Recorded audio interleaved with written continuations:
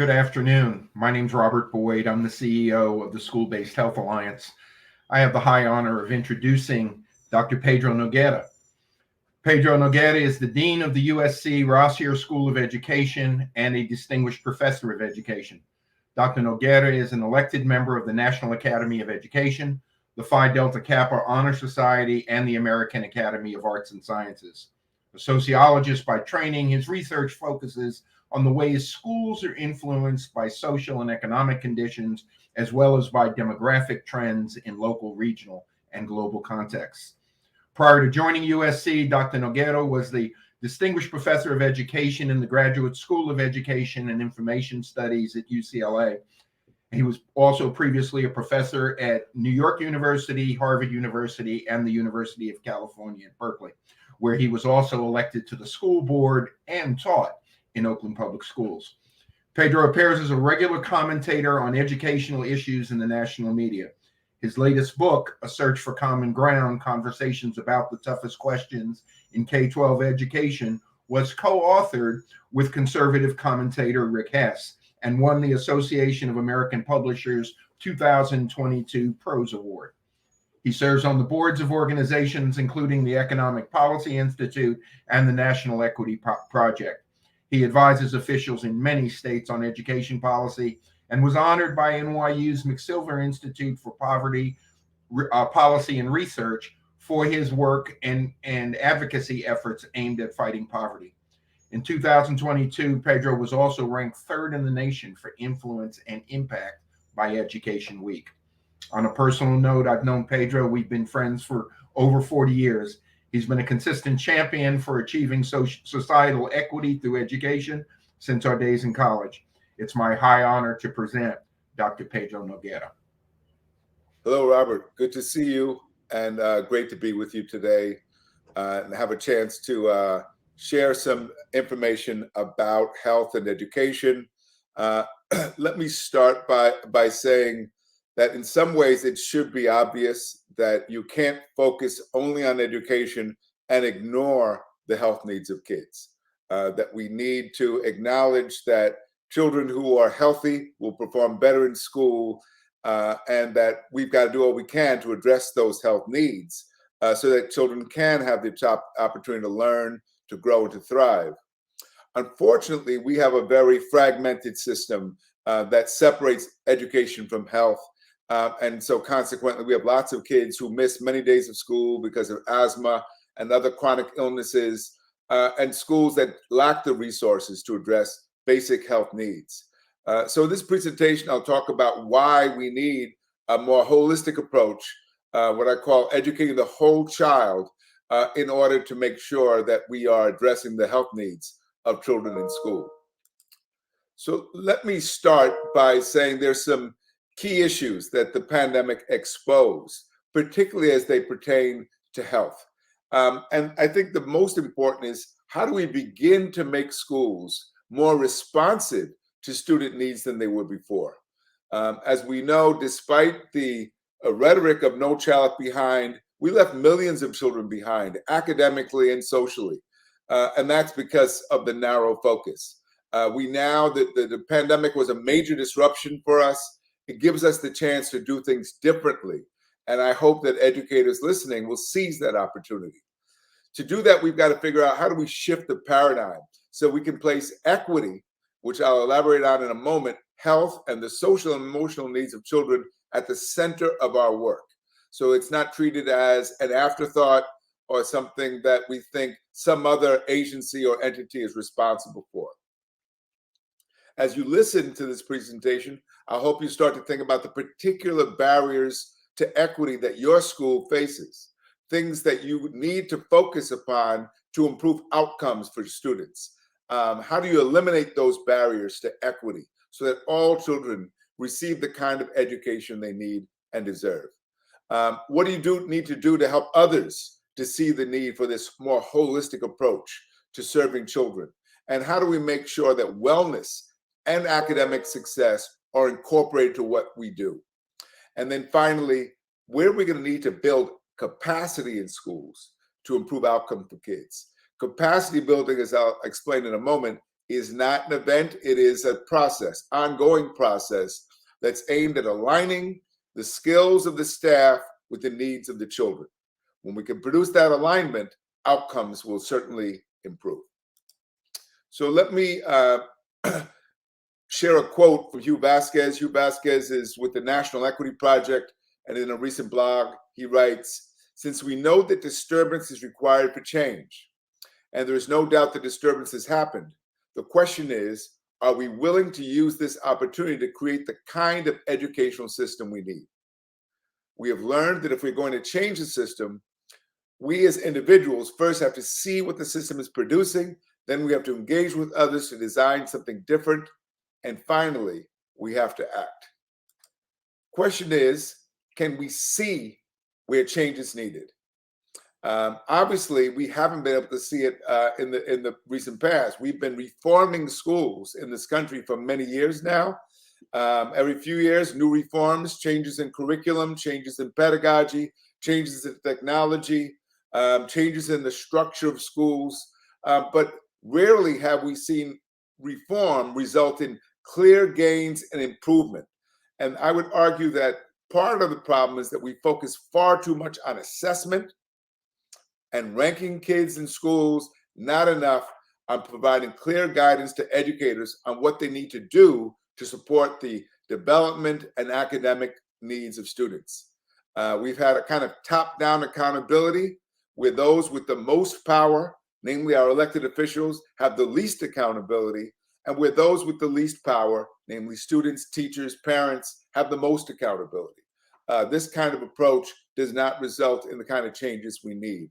And I would also add, we've had insufficient attention to the culture of schools.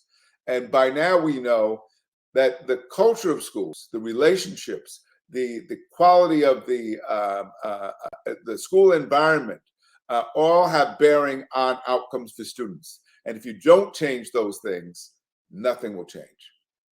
So another quote, this one comes from Paul Reville, who is the former Commissioner of Education, Massachusetts. And he writes, "How do we make our school, education, and child development systems more individually responsive to the needs of our students? Why not construct a system that meets children where they are and gives them what they need inside and outside of school in order to be successful? Let's take this opportunity to end the one-size-fits-all factory model of education." I'd like you to ask yourself, why would the Commission of Education refer to ours as a factory model of education? Well, those of you who've been working in schools and those of you who know anything about our history know it was very much, our design of schools was very much influenced by the factory model, which prized efficiency, that is, but not the development of human beings. And so we have schools that have changed very little over the last 100 years. We have new technology, but in the delivery model, the way we approach teaching and learning, not much has changed. So consequently, what we see throughout the country are deep and persistent disparities in achievement that are based on race and socioeconomic status. Now, what's important to keep in mind for the sake of this discussion is disparities in education, disparities in academic outcomes mirror the disparities we see in health. That is, the same kids who are not doing well in school are also the kids who are more likely to need eyeglasses, more likely to have never seen a dentist, more likely to suffer from chronic health conditions. They go together, right? Because it tends to be that poor children disproportionately have not received the kind of support in education that they need or in healthcare. And so as we think about trying to eliminate disparities, we've got to recognize that the work we've been doing hasn't achieved that. It's in fact exacerbated those disparities. Now, the disparities in academic and health outcomes are also related to which kids are getting the most punishment, which kids are most likely to be placed in special education. We are most likely to punish the kids with the greatest needs. I'll say that again. The data and the evidence shows we most frequently punish the children with the greatest needs. And I would add, it's often because of those needs. That is, We take kids who are struggling in school academically, who might act out because of some issues involving home life, and we deny them learning opportunities. We send them to the office or we suspend them. What the research shows is if you don't address the cause of the behavior problem, the problem will not go away. In fact, it may get worse. And any educator should know sending children home to watch television and play video games is hardly a form of discipline that's designed to help kids learn to take responsibility for their behavior. And so we need a different approach to discipline. We need to make sure that if children do, in fact, have learning needs, we're responding to those needs and not simply relegating those kids to inferior education. We need to make sure that we're broadening the focus of our children and their needs, that we're not simply relying on pressure on teachers to get better outcomes, that we are working with parents to create a positive school environment for children. Because when we do that, we're more likely to see a change in outcomes for the students that we serve. Poverty is an educational issue. Let me say that again. Poverty is an educational issue because the kids with the greatest needs usually do least well in school. And what we see across the country is wherever poverty is concentrated, we typically see schools that are struggling and students that are struggling. Now, as the data shows, a disproportionate number of those children are children of color. But what you should know is there are more white children in poverty in America today than any other group. And 50% of children in America today come from families that are at or below the poverty level. That's a large number of children, particularly in our public schools. And so, although poverty is not a learning disability, that is, there is no evidence that children who are poor cannot achieve. When poverty is ignored, the needs of children are more difficult to address. One of the needs that we've become more aware of now is toxic stress, trauma, and the ways in which adverse childhood experiences impact the development of children.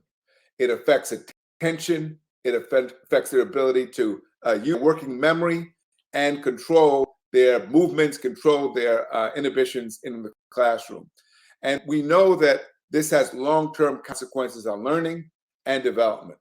And so what we're trying to do is to remind people that children, especially in low-income environments, though not exclusively, because there are a lot of middle-class kids out there who also experience trauma, particularly now in our society when gun violence is so pervasive and the threat of it.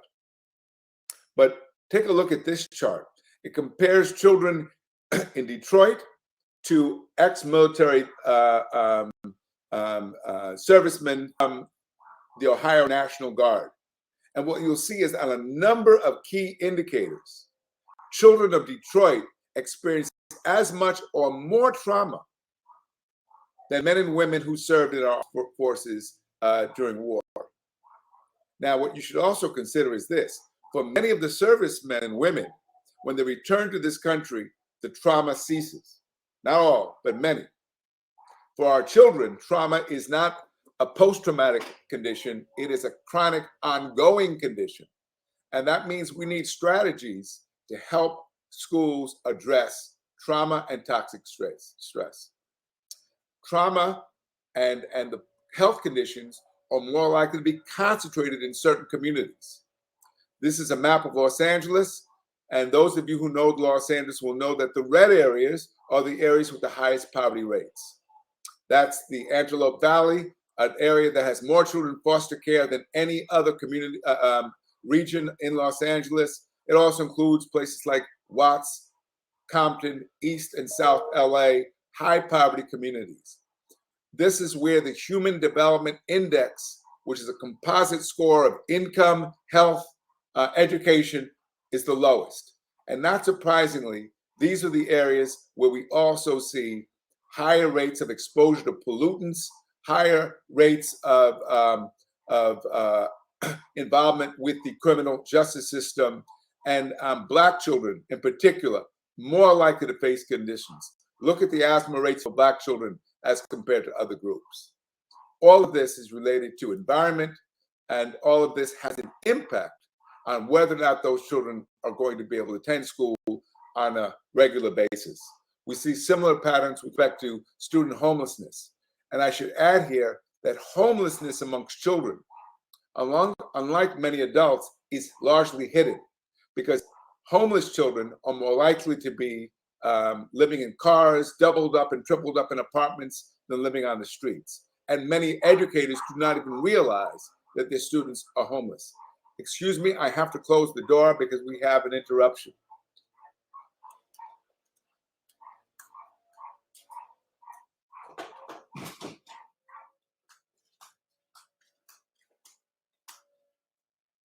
Sorry, one of the challenges of working from home.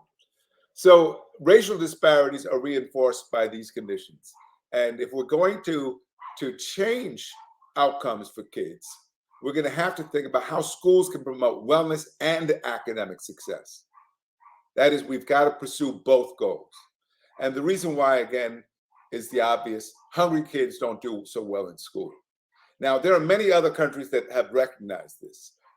New Zealand, Scotland, many parts of Canada, Iceland have embraced what we call now a wellness budget. The initiative has 5 priorities in New Zealand. It includes trying to address pollution in the atmosphere, helping all people to have access to technology, lifting up indigenous cultures, and making sure that they are addressing poverty and mental health. Those are not the kind of priorities we have in our country, unfortunately. And so consequently, what we see is schools responsible for addressing the needs of kids, often without adequate resources. Robert Boyd and I recently wrote an op-ed calling for investments in schools and children. Unfortunately, that hasn't been acted on yet by our Congress. So it's important to keep in mind what equity is, and I want to elaborate that. Equity is about giving students what they need to be successful, acknowledging differences, responding to their academic, social, and psychological needs. It's about a commitment to fairness and equal treatment, and a willingness to speak out when we see children being treated unfairly and unjustly. We want to focus on that because when we address the social and emotional needs of children, and that includes health, what we see is that children are in a better position to grow and to thrive. They develop more self-awareness. They have the ability to manage their feelings and emotions more effectively, make responsible decisions, form positive relationships, and become more aware of what's happening in their environment. This has an impact on our classrooms, making them more safe and creating conditions that are conducive to teaching and learning, makes our schools a more pleasant place to be, and has an impact on the community. And so when we adopt this kind of a focus, that is, when we acknowledge that our kids come to us with different kinds of needs, then the real equity work is about trying to level the playing field. Recognizing that some kids come to us with far more benefits than others because of privilege they've inherited from their parents. Parents with more money, with more time, more resources can give more to their children. So when we're doing equity work, we're trying to eliminate barriers, which is what the 4th slide in that image represents. And it means that we've got to be aware of what those barriers are that get in the way of children succeeding in school. The most common barrier is complacency, the tendency to rationalize the way things are, to blame parents, to blame the kids, to blame society, to blame politicians. Blame is not a strategy for improvement. What we've got to do is figure out, how do we work with parents, work with community, work with our staff to change outcomes for kids. Bias gets in the way, particularly related to race and class and language, because it lowers expectations and contributes to weak and strained relationships. A punitive mindset towards children and towards how they approach learning an inability to recognize that there's unequal access to support outside of school. I try to remind people, homework is an equity issue. Some kids have people who can help them with homework, many others do not. And then finally, when we ignore the basic needs of children, we allow those with the greatest needs to continue to fall further and further behind. So when we're committed to equity, what we're doing is building a platform that allows us to draw on the talent of all children. We know there's talent in the housing projects, talent in single-parent households, talent in migrant communities. Talent comes in all shapes, colors, sizes. Our job as educators, our job as health professionals is to cultivate the talents and the strengths in all children. We do that by expanding access to opportunities, by being committed to fairness, by investing in every child so their worth is recognized and acknowledged. And we do this by focusing on the outcomes, both the academic and the developmental outcomes. Because when we do these things, what we are basically able to do is to create an environment where all kids can thrive. We cannot allow equity to be confused with mediocrity. Equity is about high standards for all children, but it's also about the work of helping them to achieve those high standards. Do not choose kids over others. The hardest children to help are the children with the greatest needs. And those are often the children that are last chosen. I would also caution against the tendency to stigmatize children because of trauma, because of needs. And children are very aware when we treat them as if they're slow or damaged or behavior problems. And what we know about the self-fulfilling prophecy is that when you treat a child like they're slow, you invariably produce children who are slow because they've been denied the opportunity to be stimulated and challenged and supported. So with those cautions in mind, I want you to think about what schools can be. Can we create schools where a child's race or socioeconomic status do not predict how well they will do in school? Can we create schools where a child's language and culture are treated as assets and resources that should be valued rather than negated through assimilation? And can we address the needs of our children in a thoughtful manner in partnership with our parents? It's very important that you have a vision of what we're trying to create. Otherwise, we will be stuck with the schools we have right now, which too often are not succeeding in meeting the needs of their children. The good news is that some of these schools already exist, and we should learn from them. And if you're in a community where you don't know do they exist, you can write to me. I can recommend examples around the country, because the good news is that there are schools that are serving immigrant kids, poor kids, homeless kids, Black kids, kids in foster care, serving them well and demonstrating that under the right conditions, we can improve outcomes for children. Here's a classroom in East LA that has created those kinds of conditions. What you should note here is all of these children are poor. All of these children are recent immigrant, many of them undocumented. None of these kids speak English at home, but they're in an algebra classroom. Algebra is the gateway course to college. The teacher in this classroom is so good, she can stand in the back and talk to me. She's not hovering over those children.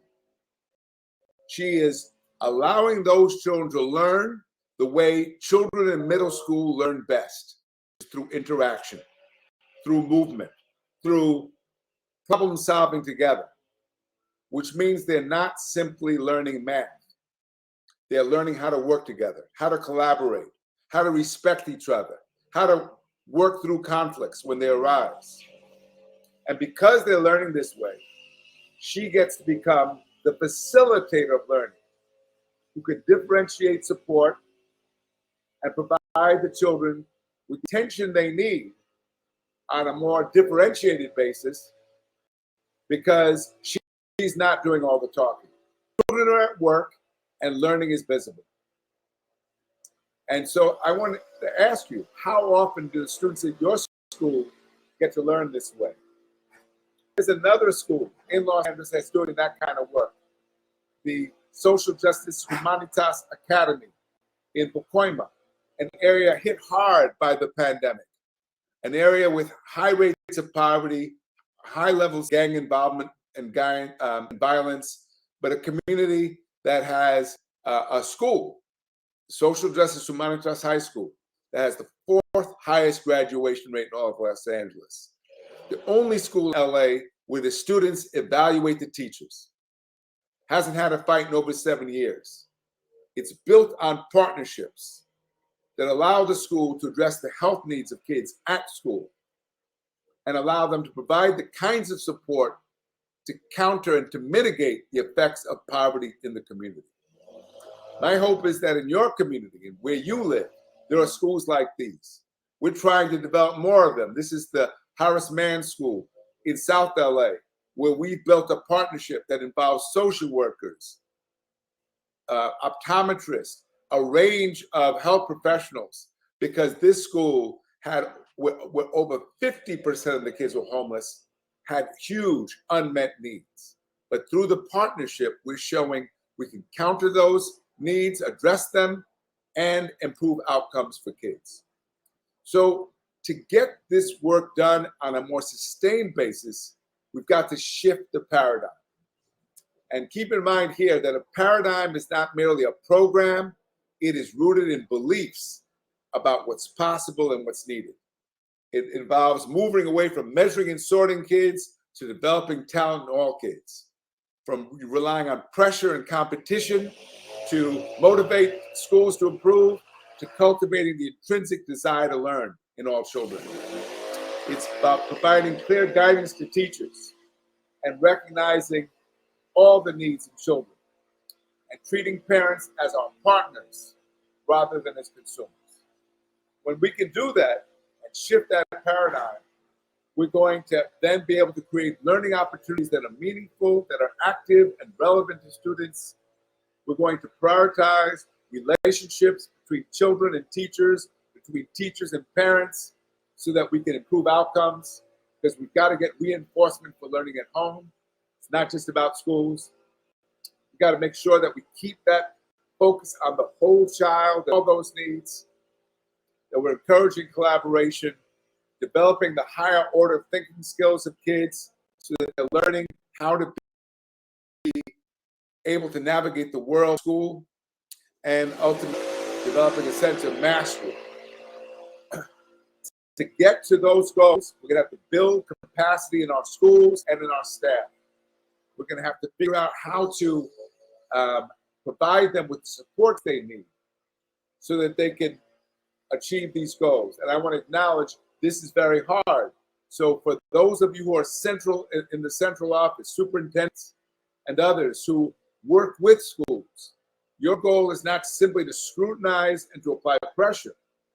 The focus of your work has got to be to problem solve with schools on how to address these complex issues. Pressure will not do the work. We need trust, we need shared goals, and we need strategies that allow us to move forward. And so the areas where we'll typically need to build capacity is in maintaining that whole child focus, because it's a shift away from the narrow focus on academics. It's about developing the cultural competence of staff so they can work with all kinds of kids, not just those who are like them. It's about also helping teachers have the skills to move away from simply compliance to empowering our students as learners.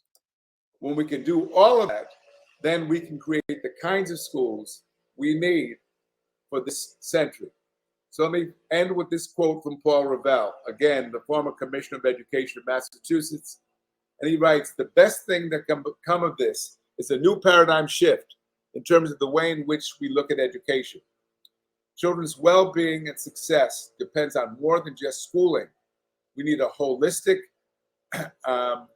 approach that looks at the entirety of children's lives, a wide range of essential supports and opportunities outside and inside of school. These education prerequisites go far beyond the purview of school systems and are the responsibility of communities and society at large. In order to learn, children need equal access to healthcare, food, clean water, stable housing, and out-of-school enrichment activities. We have to reconceptualize the whole job of development and education to construct systems that meet children where they are and give them what they need, both inside and outside of school, to have a genuine opportunity to be successful. Robert, I'll stop there, and thank you for the time. Just say the work we're doing now is key to the kind of country we will live in the future. Thank you. Doc, that was incredible. I'm gonna ad lib a couple of questions that come out of the presentation. You talk about the fact that our education system hasn't changed in over 150 years. We know it was built on an agrarian model where the kids would go out in the summer to help with the farms. Well, guess what? That doesn't happen anymore. You also point out that we've got a one-size-fits-all model for education, and we all know, as we say in the school health field, if you've seen one school, you've seen one school, because the communities are different, the political cultures are different. Hugh Vasquez's quote, talked about the pandemic as a disruptor, and Paul Reville, you got to love the work they're doing at the redesign program at Harvard. He talks about it's time to redesign our ed system. So here's the question. If the pandemic was a disruptor, did we miss an opportunity to make major changes to our ed system? Unfortunately, I fear that that's the case for many schools. That is that we, in the rush to go back to normal, we did not think about the fact that normal wasn't working for lots of kids and lots of schools.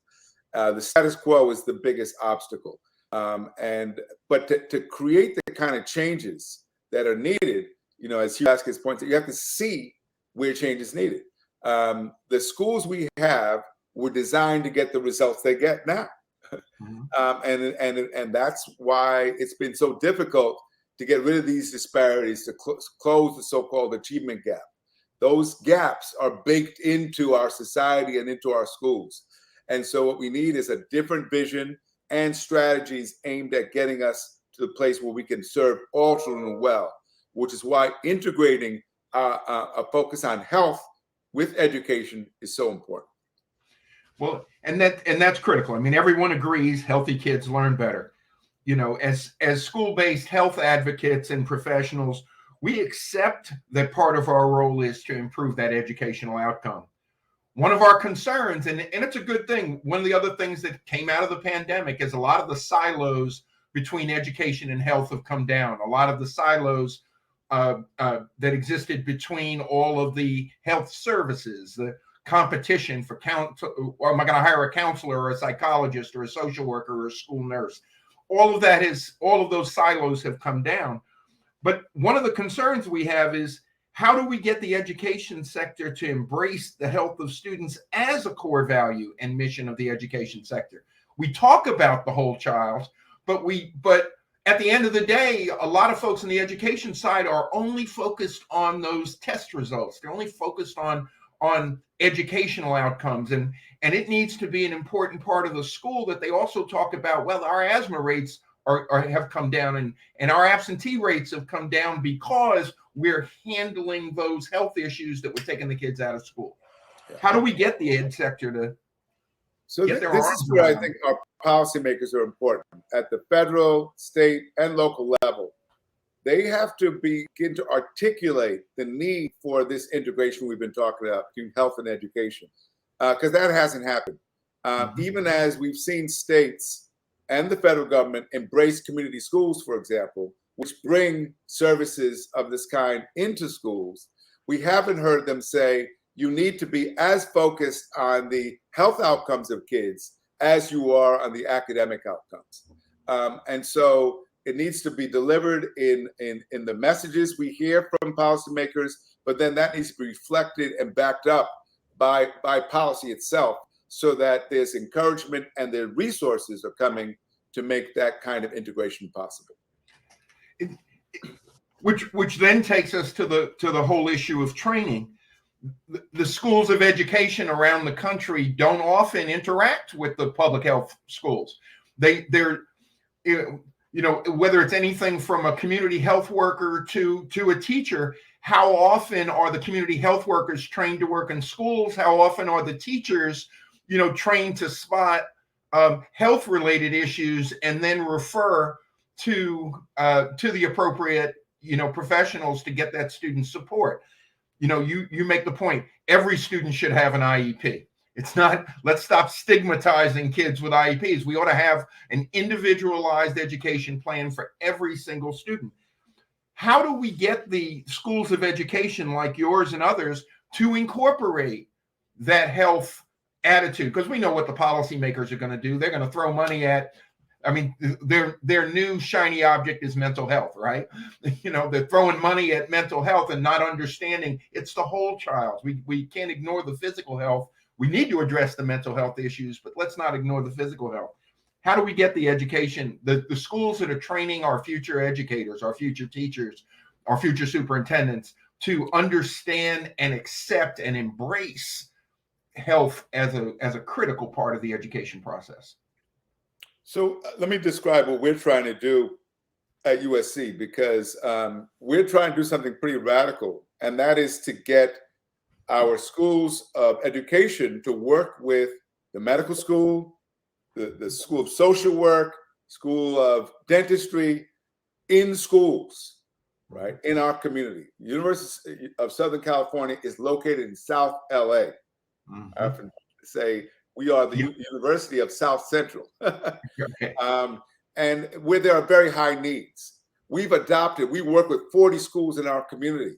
But our goal is not just have the School of Education there, bring in those other schools, medicine, social work, et cetera, so that we can deliver that kind of comprehensive strategy in schools and show our aspiring teachers what it looks like when you take this integrated approach. The key here is you can't ask a teacher to be a social worker and a health professional. That's too much. They have a job. Their job is teaching and learning, reading and writing and math. What we need is other professionals working in concert with them to address those other needs. And that's what we're trying to make possible here in Southern California. Yeah, that is a radical approach but appropriate. That's the way we at School-Based Health Alliance view school-based health. We're partners with the education community. We're not asking them to do the work that we need to do, but we are asking to work together. One of the obstacles sometimes is the different languages that the two fields speak. Educators don't always know how to talk to health people. Health people don't always know how to talk to educators, and we've got to figure out how to bridge that. And then we've got the policies and practices of FERPA governing education and HIPAA governing healthcare. The exception to when those two can talk to each other is a public safety exception. That public safety exception is gone now as people want to write off this pandemic, which is not over yet. How do we build a lasting ability for health professionals in schools to be able to talk to education professionals without the barrier of federal policy that says, oh, no, you can't talk to each other? Right now, to the degree that it's happening at the local level because the leaders at the local level see it, recognize it, and act on it. But in the absence of local leadership, unfortunately, it's not happening. And we still see schools working in isolation. What I often tell school leaders, principals, superintendents, is you've got to go out and build those partnerships. You can't wait because help is not coming. You've got to go out and figure out who your partners could be. It could be a local a hospital or a clinic. It could be the Salvation Army. You've got to think about the needs of your children and think about who are your potential partners that can serve those needs. But again, it starts with a vision that's more holistic and that's integrated, that allows school leaders then to forge partnerships. Boston's done a great job at this. And Boston College has been their partner, incidentally, right, for over 20 years in doing excellent work in this regard. That's right. And community schools do an excellent job at this. I mean, and the House last year had passed $440 million for new community schools. And by the time Congress finished wrangling with it, they got 75 million, which was still a doubling of their previous budget. But you and I probably need to update our article and give them a report card to show them just how badly the federal government is doing. There have been, though, modest investments. I mean, we've got the first investment for school-based health centers in the federal budget. And so there have been modest investments across the board, not the radical or the sweeping investment you and I called for. We know school-based health centers work. There's documented evidence that shows they help to improve educational outcomes as well as health outcomes to the students that they serve. We know the community schools work where they've been deployed. What other proven strategies are out there that we should be advocating for at the local level as well as at the federal level that might not be on our radar screen yet, or that we haven't either been exposed to or thought about? Well, the best example of this work, the one that's been around the longest, is the Children's Aid Society in New York and the Harlem Children's Zone. But what's about both of those than what we're discussing is it's private money that has allowed those efforts at that integrated approach to education help to be supported. Many communities can't generate private resources like that. And that's why we've been advocating greater cooperation between local public resources, whether it's city or county, with schools. But again, that means policymakers working together to bring that cooperation about. In the absence of that, what I fear is that we're not going to be able to sustain the community schools, because we did get funding for them. But what's going to happen as we enter recession, which appears we're entering now, where the resources are going to come from? Are we just going to gut these programs that have been built, or will we find new ways to sustain them? Good point. The last question. You talked about rates of poverty among children. And what a lot of people don't realize, if you took all of the rural schools in America and put them in one school district, you probably have the poorest school district in America. And a lot of folks are very concerned about the point you just made. Hey, the feds are throwing a lot of resources out there. Take mental health, for example, a lot of resources to hire mental health professionals in the schools. And the dilemma is it's a lower paying profession for a lot of those behavioral health professionals. And a lot of school districts are concerned, hey, I've got money to support this person for 2 or 3 years, but then I don't have the tax base to support this. Is Congress going to come back and provide us with additional resources? Or is this just Congress's typical, we'll throw a little bit of money at it or a lot of money at it, and it's not our problem anymore, it's your problem at the local level? How do we, if in fact there's going to be a change on Capitol Hill and we're going to see parties shift, how do we appeal to those lawmakers that represent the rural schools to understand that what we're talking about isn't just equity for Black and brown kids, it's equity for those who are in the lower economic strata, and it's an economic development strategy to educate in those communities. How do we communicate that to rural legislators? So this is the reason why I made the point. The majority of poor children in America today are white, right? And I make that point because there's a heightened sense of racism and indifference towards Black and Latino communities, Native American communities. So I would remind those rural legislators who say they're very concerned about their rural constituents, well, this affects your kids too, right? It affects all kids. And we need to make these kinds of investments in children, because when we invest in children, we're investing in our future. That's what we're making an investment in. And, I'm worried right now that that we're not seeing. That's not the focus of policy right now. We're seeing debates about critical race theory. We're seeing, focus on how to prevent the next school shooting. Obviously that's something we've got to address, but although I don't think we're doing a very effective job, because I don't think arming teachers is going to take us where we need to go.